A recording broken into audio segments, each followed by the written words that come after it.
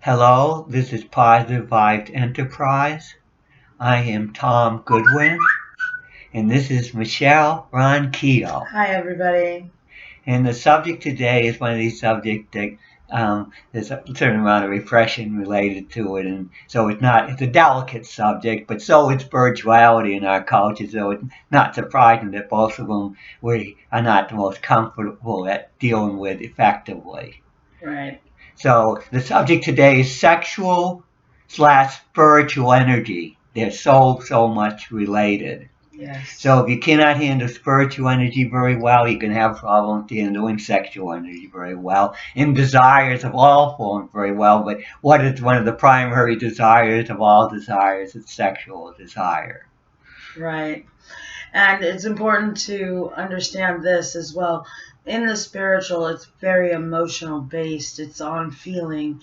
So, understanding this topic and understanding your own control of when consequences happen when you dip into the unhealthy parts of this topic really makes a difference when you're trying to evolve spiritually. And sexual energy really does need to be exercised in some form or other to keep yourself healthy spiritually and hormonally, let's say, so to speak. And when it comes to religions and the spiritual in the past, there's been a lot of repression where it like the and the thing is with the clergy or whatever, if they are repressed, they're going to have strong sexual energy. Anybody in the clergy is going to tend to have strong sexual energy. And if they can't express it in a healthy way, if the relationship's not working that well or other things, there can be consequences in the direction that they get into trouble related to their sexual energy. And that happens an awful lot among the clergy, and that's not an accident because there's a lot of sexual energy whenever you're dealing with the spiritual. It just comes with the territory.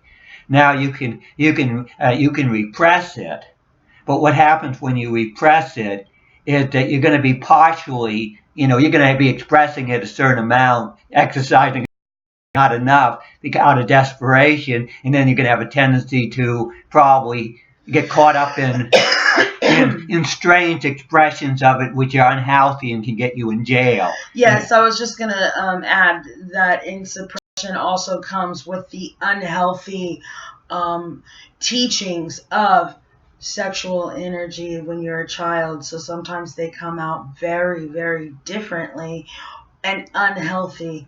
And you need to look at that too. Look at the things in your life that might need to be corrected in the health of that inner child when it deals with emotion. Because the thing is with sexual energy, some people are fighting it.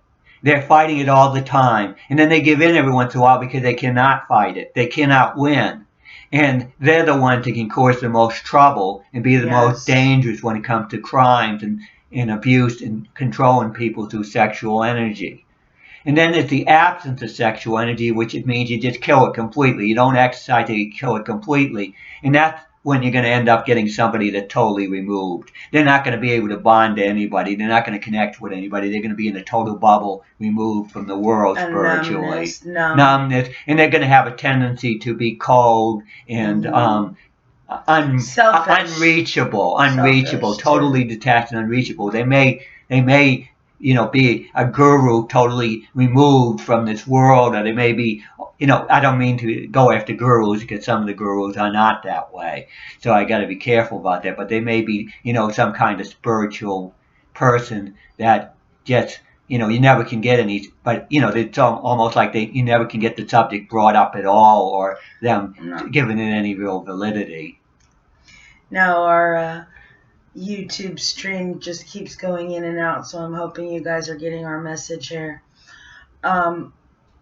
I think that also in the spiritual energy of desire and emotion, You got to look at the fact of what is out of control and the balance of you. It does go all the way down to the sexual desires of attention. Sometimes people do things out of just purely the fact that they need that attention, and they don't understand the sexual energies coming through spiritually, so they twist it and they make things harder on themselves by pushing people away, maybe being too needy, and that leads to depression. That leads to spiritual issues related to this topic. And of course, with all the repressed and messed up sexual energy, there's an awful lot of trauma and problems, and you can overcome the trauma. You can overcome anything by evolving further spiritually and getting tougher spiritually. But it won't have. It takes an awful lot of effort and an awful lot of work. It's not easy. But if you don't overcome the trauma, you end up a lot of times becoming the next generation of people that cause continue. Well, you're going to continue the messed up sexual energy one way or another if you don't overcome the trauma. It's just that some will when the people that overcome the trauma will be the crusaders and will be the ones that, to make sure, to deal with, to crusade and make sure there's less of that problem going on. Yes, exactly. I think that the ones that overcome it and can teach others from their traumas and teach others from their experiences are the warriors out there ready on the front line to show people that, you know what, trauma does not have to crumble you. Desires and things that are twisted and unhealthy can be changed. It can be healthy for your good and for your evolvement. And that's the thing. People have to realize, like a lot of times people say, this is so terrible, that's so terrible I went through. These things are so terrible, terrible, terrible. Well, they dwell and they stay and the thing like is, a victim. And the thing is, it doesn't matter how terrible, how traumatic something has been, you can overcome. And the more that you overcome, the more you can contribute to the world and the more you can achieve. A lot of times the people that have had sexual trauma, really bad sexual trauma, and have overcome it, have become really fantastic people in our society. Great leaders, saving people's lives by their examples. And that's what we're talking about. And that's what we're trying to push, is the examples through all this crazy sexual spiritual energies out there that is pushing people to go with their desires instead of the controlled factor of what those desires bring. Are they bringing success, or are they bringing unhealthy, negative to your life? And people can figure out what is the healthy way to deal with sexuality. I mean, science tells you that. There's all kinds of studies that say the best way to deal with sex in a healthy, responsible way. So the information is out there. I wouldn't want to get into it too much myself because it's a very tricky field, but there are people that are experts in that field that deal with, what is healthy and what works well and what doesn't. And I want to clarify this, and I don't know if I'm stepping on anyone's toes. And guess what? If I am, speak up. That's what I like about this. But when you suppress any emotion, whether it be thought, it is unhealthy. You have to look at it. You have to examine it. You have to understand why you're feeling it. It doesn't mean that you're going to act upon it. Spirituality means that you deeply go to those places that nobody really go to. And that's why we stand out. It's because we go to places that no one really goes to. And it comes with those emotions, those sexual, spiritual desires, those things that come through the thought. Because in the thought, you're not causing any harm. So I will put that out there.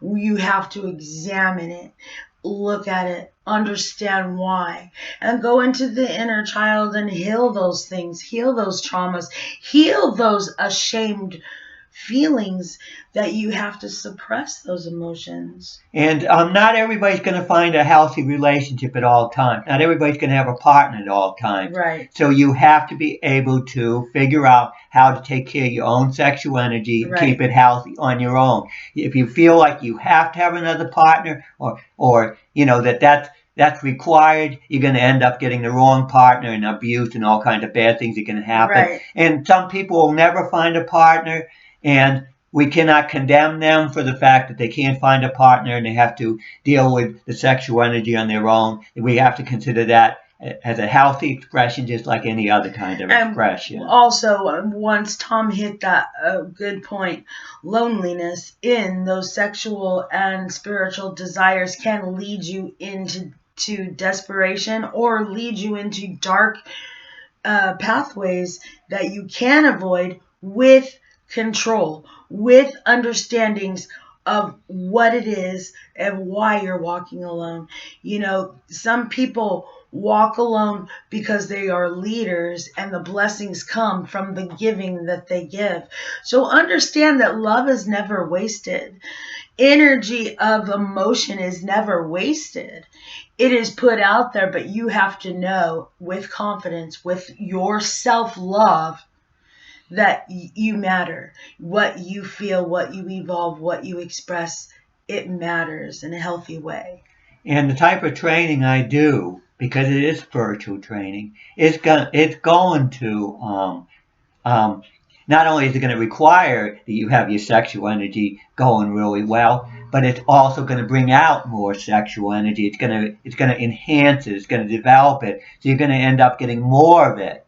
Therefore, you better have your act together and have the toughness to be able to handle it. And you better have a healthy attitude towards it. You can't have confidence. You can't have this craziness. It's almost like they put spirituality in a different box, as though it's different than everything else. And like it's taboo or and then they put sexuality in the same way, as though in a different box. We cannot deal with it in a clinical, clear, straightforward manner like any other exercise, any other way of approaching it. No, we can't. And that's where the problem is. We have to, when it comes to, we have trouble with nudity, we have trouble with, body awareness and attunement, and all that, and comfort. In America. And the thing is, one of the things about my training is, any kind of good meditative training gets you into the body. You focus on your breathing, get yourself out of your head. The more you get you into the body, the more you come and get tuned into it, so that you can push it hard and you can become healthier. The more your sexual energy is going to grow, and the more you have to be comfortable with the sexual energy, because it's biological. The more biological you become, the stronger it's going to become. And the stronger it becomes, the more sensitive you're going to become spiritually, the more empathy you're going to have for other people in the world, if you're directing it, in a proper spiritual way. And you're also going to understand the boundaries so no one takes advantage of it. That's one of the big key of doing the training and doing physical training, is the fact that you are in the right now moment, so you understand clear what you have to offer, and you also understand clear of what is healthy for you in those sexual areas, so nobody can take advantage of those things that you have confidence of. And that is good training, and it is a good thing out there in this world where common sex is just, given at a bar or wherever it might be. But it never takes away, or never replaces, I should say, that love, that self-love that you have to pour into yourself independently, standing on your own, training. And there are so many negative consequences in the world related to sexuality going wrong. A lot of unwanted children that are brought into the world under not the best conditions. There's a lot with war. There always tend to be rape and all kinds of terrible things that happen. There seem to be a lot of power trips going on in the workplace related to sexual energy. And it's really killing our society. And the addictions that people have to sex as well. There's a wide variety of people that can't turn off and control the desire switch when it comes to sexual energy. And one of the things about addiction, actually all addiction, you could say, is rooted in sexual energy on one level or another. It's sort of like it's the strongest addiction, Right. sexual energy, Right. because all the others tend to come from it, in a sense, something that is missing in your emotional balance. In the emotional, that is the key to the spiritual. And also your self-love. It is your self-love all the way down to a baby. You got to go back. You got to figure it out. You got to heal yourself. You got to forgive yourself. You got to understand that you can be the voice. You can be the example. You can be the experience for somebody else that can get through it in a healthy manner.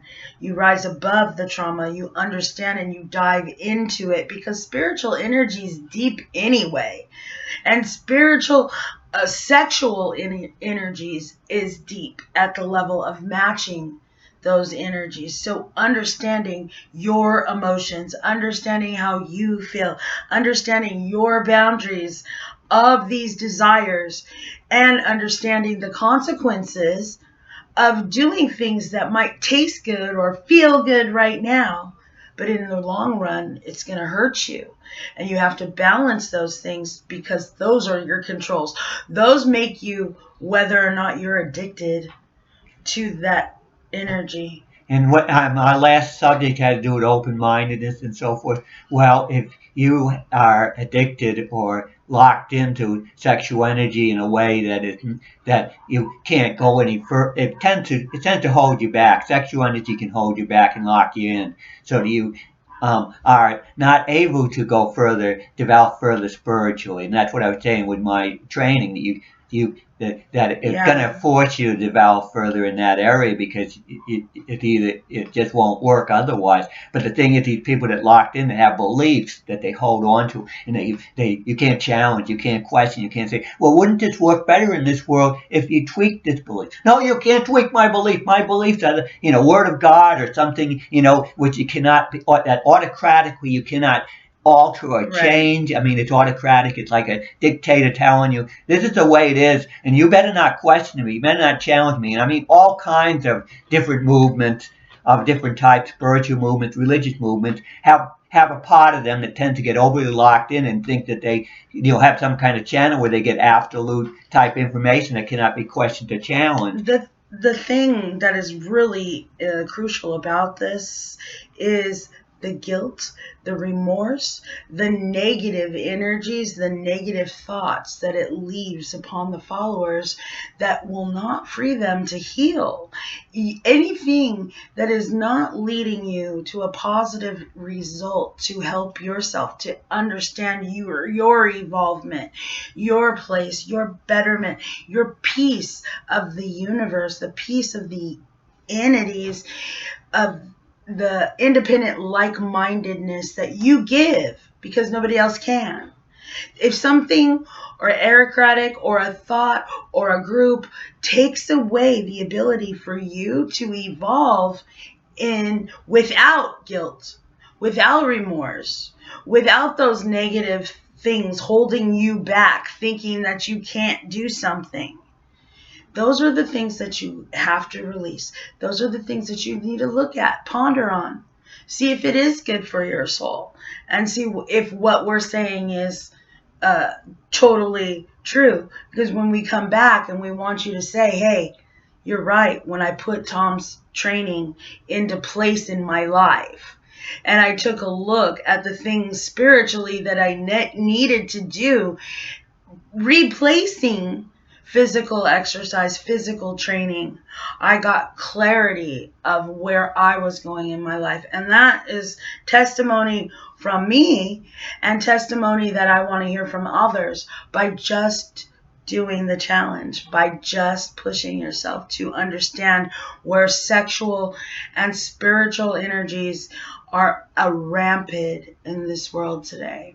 And then that brings up the intimacy and love and understanding, which has to become what love has to have understanding. And that has to do with individual differences. Understanding that people are, getting to the point where you can really tune into the fact that we're all different, we're all unique, yes, and tune into how unique I am or you are. Exactly. Because you cannot have a relationship that will work well unless you really understand the other person and you understand the person deeply so you can work together.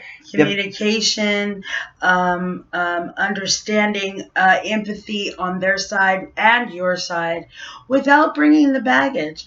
Communications of things that you're working on is one thing, but putting on control issues, you might have control issues or insecurities, all that stuff needs to be balanced in your own sexual and spiritual energies in a relationship.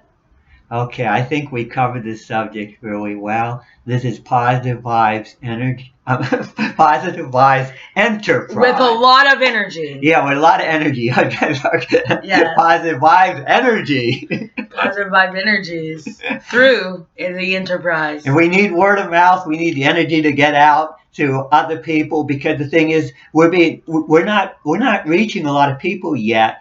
And of course, people say, "Well, what's wrong with you not reaching a lot of people?" Like the way this world is, it's very hard for new stuff to get into the media and to get out. So we need to share. We need people to do it and subscribe.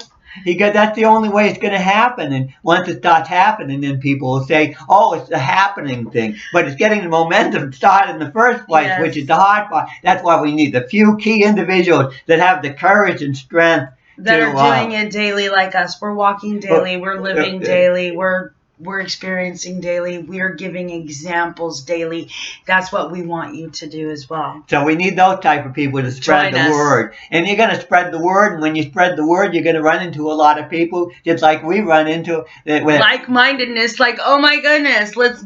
Well, what I mean is you run into the people that won't be receptive, but you're going to run into the few people that will be receptive, and usually birds of a feather flock together so we can connect with people that have a circle of friends that they've selected that are open to that. Have you out there. Thank you all for your subscription.